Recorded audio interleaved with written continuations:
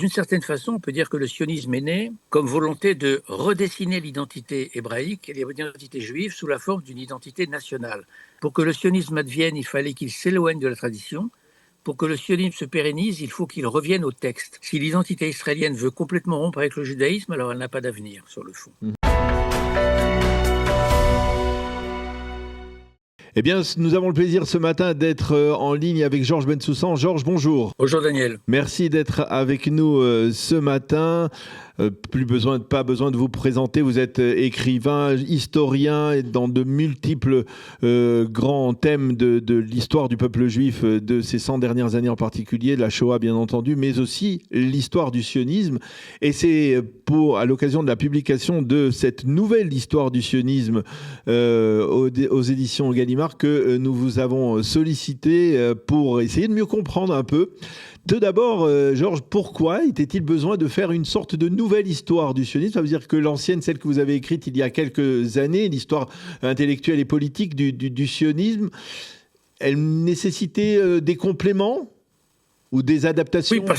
Oui, vous avez raison, parce que l'histoire intellectuelle et politique du sionisme date de 25 ans. Et en 25 ans, l'historiographie a beaucoup changé. Elle a énormément progressé en Israël, surtout aux États-Unis un peu, en France pas du tout. Donc je me suis inspiré beaucoup des travaux israéliens et américains, bien sûr, et aussi de mes propres travaux quand j'ai travaillé sur la fin des Juifs du monde arabe. Eh bien, j'ai découvert, entre autres aux archives sionistes à Jérusalem, un grand nombre de documents qui pouvaient servir à cette nouvelle histoire du sionisme. Donc ce n'est pas une redite de l'ancienne histoire, c'est un nouveau livre où il y a en particulier d'abord une prolongation chronologique. L'ancienne histoire, je l'arrêtais à 1940. Cette fois, je vais à 1950 et j'inclus la guerre d'indépendance, la décision difficile de l'ONU 47, les réfugiés palestiniens et la fameuse Nakba.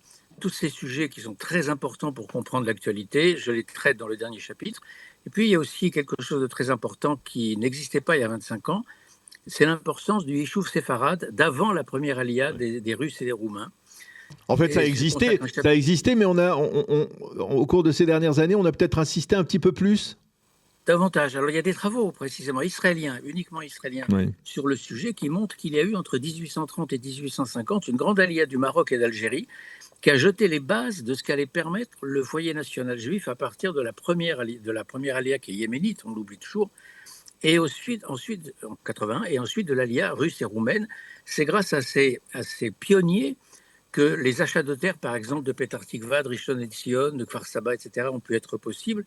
Et c'est grâce aussi à ces pionniers séfarades qui vont constituer l'entourage amical de Ben Yehuda à Jérusalem que la langue hébraïque va être profondément rénovée et devenir une langue d'enseignement. Donc la rénovation de l'hébreu, qui va redevenir une langue maternelle, ce n'est pas le fait d'un seul homme, Ben Yehuda, c'est le fait de toute une équipe séfarade autour de lui qui était arrivée en Israël au début ou au milieu du 19e siècle, donc bien avant de ce que le mouvement sioniste appelle la première alia. C'est en particulier l'alia de Aaron Shlouch, c'est ça, qui s'installe surtout à Yafo et qui va permettre, on va dire, ce qui est aujourd'hui Neve Tzedek, qui est très bien connu de nos auditeurs, mais par la suite de développer Tel Aviv. Absolument, Kerem Atemonim, Neve Tzedek, Manchia, etc. C'est la famille Shlouch, mais il y a aussi beaucoup d'autres, c'est Shimon Moyal, c'est Abraham El-Malé, etc. Des gens dont on a plus ou moins retenu les noms. Shimon Moyal et sa femme Esther Azeri Moyal étaient un couple d'intellectuels. Lui était médecin, elle était journaliste, qui ont énormément travaillé dans les années 1900-1910. Il y a aussi l'importance du judaïsme ottoman dans la Palestine d'avant 1914, qui joue un grand rôle dans l'évolution du sionisme. Et il fallait en parler. Alors, je vais profiter, on va faire une petite parenthèse à ce sujet, pour se projeter dans justement l'histoire de l'État d'Israël. Si ces précurseurs séfarades avaient pu jouer un rôle plus dominant, on va dire, dans l'establishment essentiellement ashkénaze qui a créé l'État d'Israël, donc dans les années 40, 50, etc. Est-ce que vous pensez que l'État d'Israël aurait une autre tournure aujourd'hui? Il serait peut-être plus tolérant, moins clivé? C'est très difficile de répondre à la question qui est légitime, qui est très importante. La seule chose dont on soit sûr, c'est ce qui s'est passé. Oui. À savoir que le Yishuv séfarade et ses intellectuels, dont j'ai cité quelques noms là à l'instant, mais aussi David Yellin et beaucoup d'autres, ils étaient arabophones et ils ont beaucoup fait auprès de la direction du mouvement sioniste qui était ashkénaze, européenne, et aussi en Eretz Israël, David Roupin, qui représentait l'organisation sioniste. Ils ont tout fait pour les convaincre de créer un journal en arabe pour défendre l'État sioniste, parce que dans le monde arabe avant 1914 déjà, et entre autres dans ce qu'on appelait la Palestine ottomane, il y avait dans la presse arabe des, des, des réquisitoires contre le mouvement sioniste qui étaient de plus en plus violents, et eux en étaient conscients parce qu'ils lisaient l'arabe, ce qui n'était pas le cas des autres précisément. Donc il y a eu chez eux, en tant qu'arabophones, une plus grande proximité avec le monde arabe qui aurait peut-être pu changer quelque chose aux relations, même si j'en suis pas fondamentalement convaincu, si vous voulez, mais la chance ne leur a pas été donnée. Ils n'ont pas été écoutés, ils ont été méprisés même profondément, et le journal qu'ils préconisaient n'a jamais été créé, sauf par eux-mêmes, sur leur propre denier. Et ça n'a duré que quelques numéros en 1914. Alors, un autre développement que l'on peut trouver dans cet ouvrage, dans cette nouvelle histoire du sionisme, c'est l'identité. On a le sentiment, dites-moi si je me trompe, que cette identité, c'est-à-dire le sionisme comme, on va dire, réincarnation de l'identité juive, ou comme vous l'avez dit, réinvente l'identité juive. Ça a changé aujourd'hui au cours des 20-30 dernières années par rapport à l'image qu'on aurait pu avoir pendant les premières décennies de l'histoire de l'État d'Israël. Oui, tout à fait. C'est-à-dire que quand le mouvement sioniste est né, autant en Eretz Israël que dans l'Empire russe dans les années 1860-1880, parce que ce qu'on oublie aussi, ça c'est un aspect important du livre, c'est que j'accorde une grande importance à la renaissance de l'idée hébraïque et de l'idée nationale dans le Yishuv séfarade avant l'arrivée des sionistes. Eh bien, ce qu'on a perdu de vue, c'est qu'effectivement, quand le sionisme est né sur le fond, il est né de la part d'intellectuels, en particulier en Europe de l'Est, c'est-à-dire dans l'Empire russe, qui étaient de plus en plus éloignés de la tradition et éloignés des mitzvot, de la cacheroute, du Shabbat, etc. Et d'une certaine façon, on peut dire que le sionisme est né comme volonté de redessiner l'identité hébraïque et l'identité juive sous la forme d'une identité nationale. C'est-à-dire qu'on peut être juif en dehors de la synagogue parce que le judaïsme n'est pas une religion, c'est un peuple, c'est une nation, c'est une civilisation en soi. Ça, c'est une chose. Mais la grande question qui s'est posée à ces pionniers et à leurs enfants, qui à leur tour sont devenus des parents, c'est que transmettre. Et là, on s'aperçoit après un siècle de sionisme, après 80 ans d'État d'Israël, que si l'identité israélienne se détache complètement du judaïsme, alors elle n'a plus d'existence en tant que telle. Elle est fragilisée, et cette fragilisation, elle se traduit dans l'État d'Israël aujourd'hui. C'est-à-dire que d'une certaine façon, pour que le sionisme advienne, il fallait qu'il s'éloigne de la tradition. Pour que le sionisme se pérennise, il faut qu'il revienne au texte. Je ne parle pas de la foi ni de la croyance en Dieu, ça n'a rien à voir, mais qu'il revienne au texte, c'est-à-dire qu'il est inséparable du monde juif et de la culture hébraïque en règle générale. C'est ça le paradoxe. Ça s'est déjà exprimé à travers, on connaît une phrase de Yaakov Razan, qui était un des leaders du MAPAM, qui exprimait, on va dire, sa frustration. Il parlait des nouvelles générations d'Israéliens qui disaient on pensait faire de vous des apikoros, des épicuriens, on a fait de vous des bourgs et des améharet, ça veut dire des gens totalement ignares concernant l'histoire, en tout cas le lien, la Torah, les textes juifs. C'est ce sentiment d'échec que vous exprimez aussi. Oui, c'est ça. C'est-à-dire qu'en fait, si l'identité israélienne veut complètement rompre avec le judaïsme, alors elle n'a pas d'avenir sur le fond. L'identité israélienne, c'est-à-dire la question que faisons-nous sur ce petit coin d'Orient, si elle ne se rattache pas au texte fondateur et à la culture hébraïque au sens large, c'est-à-dire vous avez cité la Torah, mais tout le reste du monde juif et de la culture et de l'histoire hébraïque, eh bien l'identité israélienne, d'une certaine façon, est creuse, elle est vide. Alors concrètement aujourd'hui, ça explique cette nouvelle lecture, par exemple, lorsque vous parlez de nouvelle lecture du sionisme, on peut parler de la nouvelle lecture de Herzl que par exemple le docteur Yitzhak Weiss a rédigé, ou dans lequel il dit qu'en fait Herzl était plus, on va dire, proche de la tradition qu'on ne l'a dit, et on a délibérément caché, on va dire, cette tendance d'Herzl à vouloir rester quelque part un peu identifié à certains textes. C'est aussi ce qui se traduit aujourd'hui dans la réalité israélienne avec, on va dire, un développement du mouvement sioniste religieux et peut-être aussi la problématique du monde orthodoxe. Alors, je ne dirais pas pour le monde orthodoxe, mais je dirais que Ouais. le développement du sionisme religieux était d'une certaine façon inscrit dans le développement du sionisme. Mhm. C'est-à-dire qu'à un moment ou à un autre, allait se poser la question de savoir quel contenu donnons-nous à notre identité israélienne.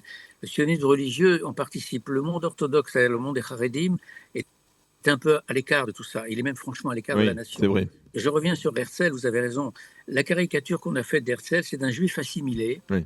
totalement assimilé, qui tout d'un coup découvre la grâce de l'idée d'un État juif en assistant à la dégradation du capitaine Dreyfus. En fait, Herzl n'a jamais été un juif assimilé, il a toujours été obsédé par la question juive, mais sous l'angle antisémite, uniquement d'antisémitisme. Il ne connaissait pas grand-chose de la culture juive, d'ailleurs, il le Il le reconnaissait reconnaît. lui-même, et c'est pour cela d'ailleurs que son livre ne s'appelle pas l'État juif, mais l'État des juifs. C'est une Mhm. grande différence avec le sionisme culturel de Russie et de Haddam, qui lui prônait un État juif, ce qui est fondamentalement une autre chose.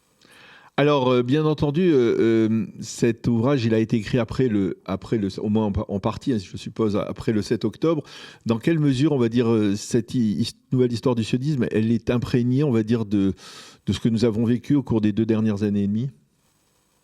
Bien, je pense que vous avez raison de dire ça a été écrit après 7 octobre. D'abord, ça a été écrit avant et un peu Oui. après. Vous avez raison, c'est un travail d'une longue maturation de 4 ans. Mais on ne peut pas écrire en dehors de l'époque où on écrit, c'est-à-dire qu'on en est forcément imprégné. Donc je dirais pour ceux qui ont connu les deux livres, quand ils comparent la lecture des deux livres, ils diront que le premier livre est un livre beaucoup plus enchanté, beaucoup plus optimiste. Le second est un livre qui voit davantage les ombres au tableau et qui repose les questions de façon plus sensible, plus crue, et en particulier d'ailleurs, c'est important à noter, sur l'histoire du conflit lui-même, comment il s'est développé. Et là, il y avait énormément de choses nouvelles à dire, bien sûr, qui, qui correspondent à une forme de désenchantement. Alors, ça ne veut pas dire que le sionisme est désenchanté, loin de là. Ça signifie simplement que le sionisme reste quand même la grande espérance du XXe et du XXIe siècle juif, mais elle est forcément marquée par cette impasse qui consiste à dire que si le sionisme a voulu rompre avec la solitude juive, d'une certaine façon, l'affaire est manquée. Mais ça n'est pas du fait du sionisme lui-même, c'est l'affaire du fait de la judéophobie elle-même, qui est une passion paranoïaque Mhm. dont on ne vient pas à bout, dont on ne peut pas venir à bout si on n'analyse pas rationnellement. Et ça n'a rien à voir avec ce que font les Juifs ou ce que fait l'État d'Israël. C'est bien le drame d'ailleurs de l'antisémitisme. Alors oui, effectivement. Sur le plan personnel, pour vous, Georges, le 7 octobre, ça a d'une certaine manière redéfini ce que vous nous disiez par rapport à la pérennité de l'État d'Israël, à la pérennité du message sioniste. Ça a redéfini certains paramètres? Alors, pérennité de l'État d'Israël, ça repose en pleine lumière, de façon cruciale, la précarité existentielle de l'existence juive dans le monde aujourd'hui, ce qu'on n'imaginait pas 80 ans après la Shoah. La précarité également d'État d'Israël, malgré la force de l'armée israélienne, malgré tous les succès que l'on connaît. L'isolement d'Israël aujourd'hui est tragique. Mais surtout, ce que le 7 octobre a marqué dans la société israélienne, tel que je le vois, puisque j'y réside une partie de l'année, c'est qu'un grand nombre d'Israéliens se sont vraiment posé la question de savoir ce que faisait-il dans ce pays. Et ce que je constate là où je suis très souvent, à Rishon LeZion, c'est qu'il y a un retour vers une pratique religieuse qui était inconnue encore il y a 4 ou 5 ans de la part d'un grand nombre d'adolescents, par Mhm. exemple. On voit le port de la kippa, des tzitzit, beaucoup plus répandu aujourd'hui qu'il y a 5 ans. C'est une redéfinition de l'identité israélienne qui passe par le judaïsme, et le 7 octobre a été un peu un choc révélateur sur ce plan-là. Mais en aucun cas, il ne remet en cause la pérennité du sionisme ou la validité du projet sioniste, contrairement à ce que certains ont dit, à savoir que Israël a perdu son pari d'être un État refuge, mais jamais les sionistes n'ont Oui, voulu créer un État c'est refuge. ça. Les sionistes ont voulu créer une nouvelle nation hébraïque, ça n'a rien à voir. Encore une fois, entre la vision d'Herzl, l'État des Juifs, et la vision d'Achadam, l'État juif, c'est la vision d'Achadam qui l'a emporté, c'est l'État juif. Et le fait que ce soit d'une certaine manière, presque de génération en génération depuis la création de l'État d'Israël, ce soit les ennemis d'Israël qui provoquent cette redéfinition du sionisme, cette redéfinition de l'identité juive et sioniste en Israël. C'est quand même c'est un élément important dans votre approche aujourd'hui?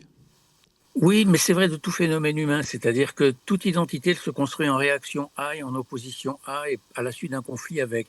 Si vous prenez l'histoire de la Révolution française, vous constatez une chose, c'est que les événements dramatiques de la Révolution française sur 10 ans sont largement dictés par la guerre que mène la France à l'Europe coalisée contre elle. Eh bien, l'histoire du sionisme, ça n'est pas un long fleuve tranquille. L'histoire du sionisme est totalement modelée par le conflit avec la société arabe et avec le monde arabe en général et avec l'islam, ce qu'on oublie en général dans les analyses, et avec l'islam, parce que le combat palestinien a pris une forme djihadiste dès les années 1920. Et donc forcément, c'est la suite de cette influence du conflit que l'identité sioniste et l'identité israélienne s'est modelée de façon différente au fur et à mesure des années. Mais encore une fois, c'est vrai de tout phénomène dans l'histoire humaine.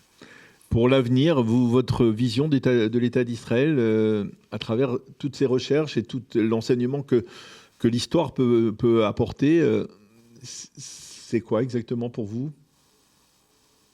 L'avenir, comme l'avenir des communautés juives en diaspora est assez sombre aujourd'hui, Oui. l'avenir d'Israël un peu moins, paradoxalement, je dirais beaucoup moins. Je pense que les diasporas sont en crise beaucoup plus grave.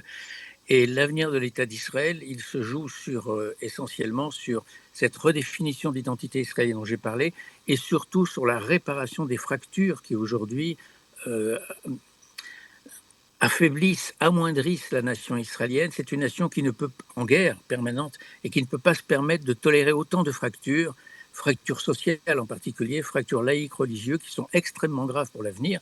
La question des Haredim aujourd'hui est une question cruciale dans l'État d'Israël d'aujourd'hui, en particulier en matière d'armée, en matière de sécurité.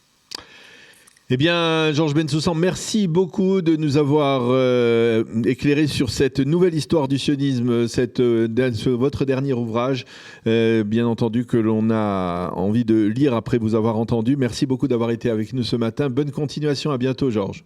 Merci, Daniel Haïk.